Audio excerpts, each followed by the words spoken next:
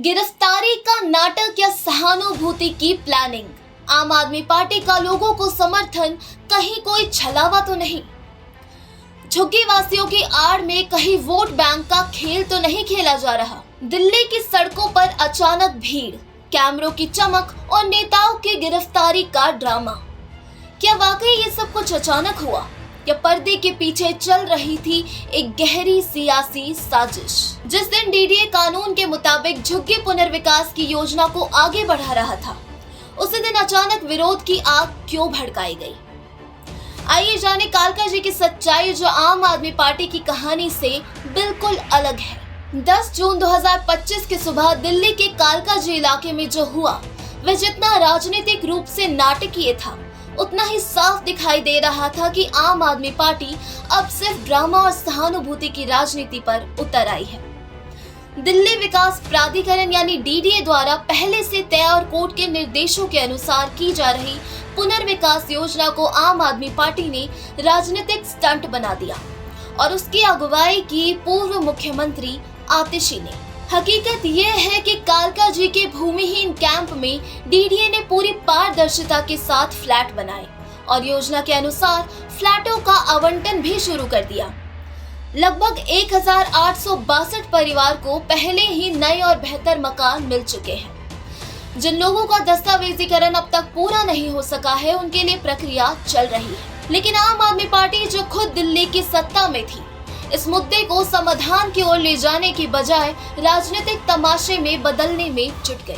आतिशी अचानक बिना किसी आधिकारिक सूचना के झुग्गियों में पहुंची, वहां भीड़ इकट्ठी की और एक संवेदनशील जगह पर माहौल को जानबूझकर भड़काया। जब प्रशासन ने कानून व्यवस्था बनाए रखने के लिए उन्हें शांतिपूर्वक स्थान से हटाया, तो इसे उन्होंने गिरफ्तारी करार दे दिया।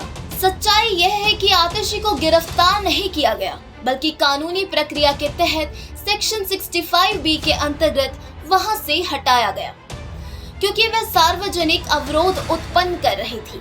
आम आदमी पार्टी विधायक कुलदीप कुमार का यह आरोप कि पुलिस ने उनसे बदसलूकी की, पूरी तरह से बेबुनियाद और नाटकीय था। दिल्ली पुलिस ने स्पष्ट कहा कि न तो किसी से मारपीट हुई और न ही बल प्रयोग।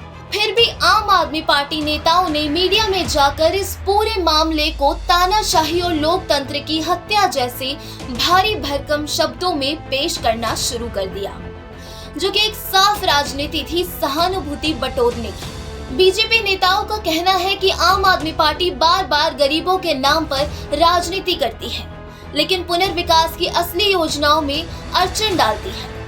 अगर झुग्गीवासी आज तक पूरी तरह पुनर्वासित नहीं हुए, तो उसकी जिम्मेदारी आम आदमी पार्टी सरकार की है, जिसने 10 सालों में योजना को सिर्फ भाषणों और फोटो ऑप तक सीमित रखा। दिल्ली सरकार की ये जिम्मेदारी थी कि वह झुग्गीवासियों की पहचान और दस्तावेजीकरण की प्रक्रिया समय पर पूरी कराए, लेकिन उल्टा वह डीडीए की कार्रवाई को रोकने के लिए धरना प्रदर्शन कर रही है। दिलचस्प बात यह भी है कि खुद वर्तमान मुख्यमंत्री रेखा गुप्ता ने पहले ही स्पष्ट किया था कि कोई भी झुग्गी तब तक नहीं तोड़ी जाएगी जब तक उसके बदले फ्लैट नहीं दिया जाता।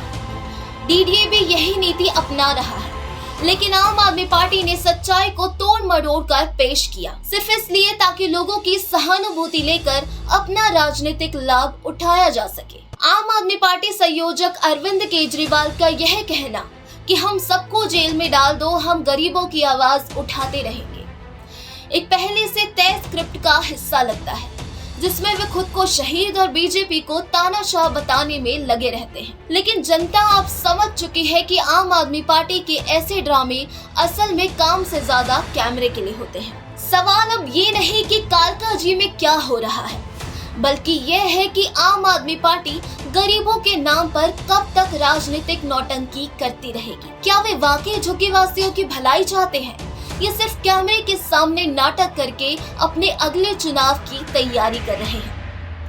जो स्पष्ट बात है वो ये है कि बीजेपी की नीति है, पहले आवाज दो फिर पुनर्विकास हो, जबकि आपकी रणनीति है पहले हंगामा करो फिर सहानुभूति लो। आने वाले समय में जनता ही तय करेगी कि सच्चा विकास किसे कहते हैं, काम करने वाले को या कैमरा पसंद नेताओं को। आपकी इस घटना पर या कहे कि सोची समझी साजिश पर क्या विचार है, हमें कमेंट कर जरूर बताएं।